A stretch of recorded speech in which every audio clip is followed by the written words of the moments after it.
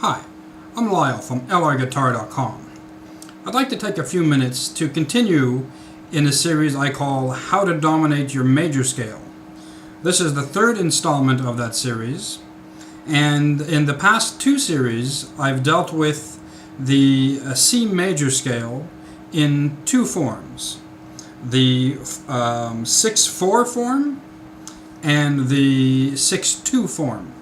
And now today I'm going to continue in that series with the 6-1 form.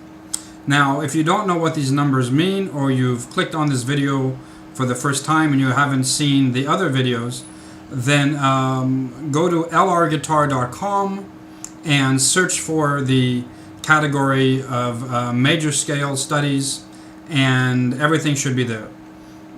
It'll be a lot easier to follow if you have a little bit of a introduction before this lesson. So for those who have already been on those two videos, I will continue now with the third. Here's the scale in its entirety, and then I'll come back in a second and talk a bit more about it.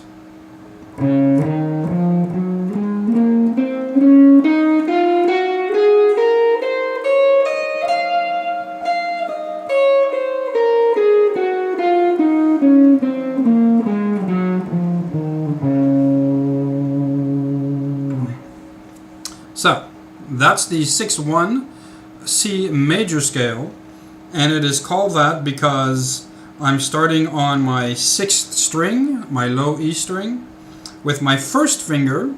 So that's the 6 is the string, the 1 is the in relation to my finger, and I'm starting, because we're doing it in C, I'm starting on the 8th fret of the 6th string, which is C. Like I did in the other ones, when I did the 6-2, I started on the 6th string with my second finger, and I did, starting on the same fret, the 8th fret. And when I did the 6-4, I was starting on the C note again, the 8th fret, with my pinky on the 6th string.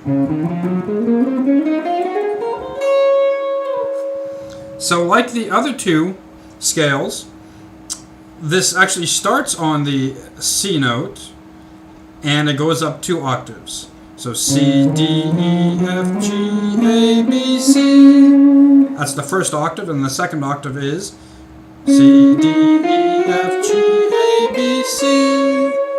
And then we add 2 notes, the D and the E, to kind of extend the scale since it's in that position that we want to be in.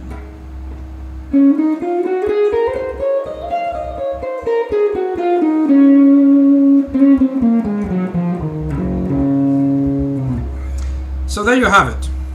Now, the little improv that I did at the beginning of this lesson included all the notes that were in the 6-1 form of the C major scale.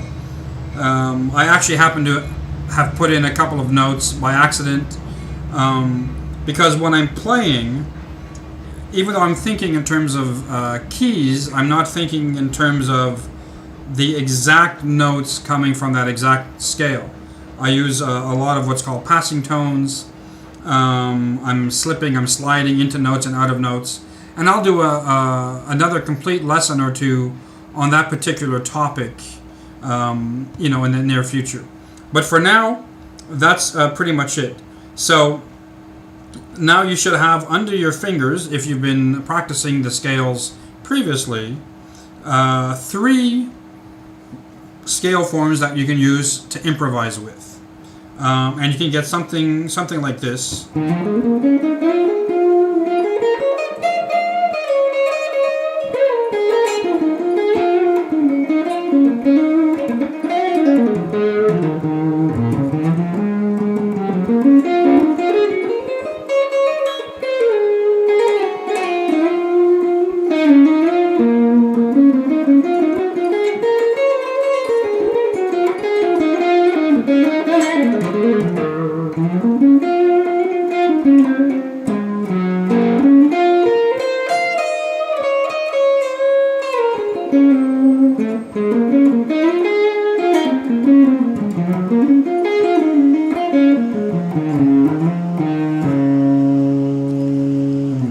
Now, once again, I apologize. I put in a couple of notes that were not exclusive to the C major scale.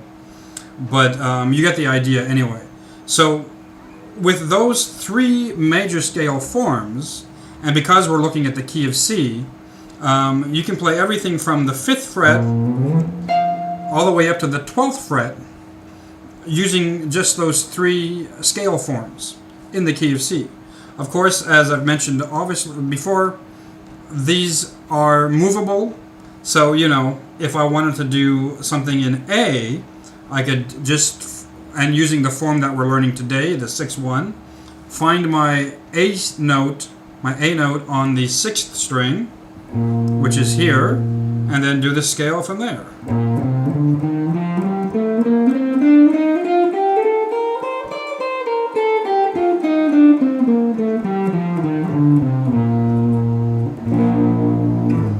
So it's that easy. Now, of course, you know, when you get further down, I call this down. I know people call it up, but I call it down. When you're going further down your neck, you may have to accommodate certain fingerings by playing them up here instead of down there. And once we conclude this whole major scale form series, then I'll talk a little bit about that as well. But for the moment, you know, if you find that, for example, you know, if you wanted to do the 6-4 of the G major scale, it might be a little awkward. You can do it up here.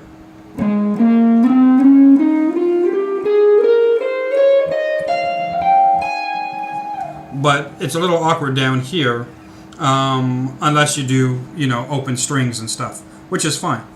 So there you go. That's the lesson for today. If you've enjoyed this lesson, or if you're getting something out of this whole series, why not leave a comment below? I'd love to hear what you have to say about it.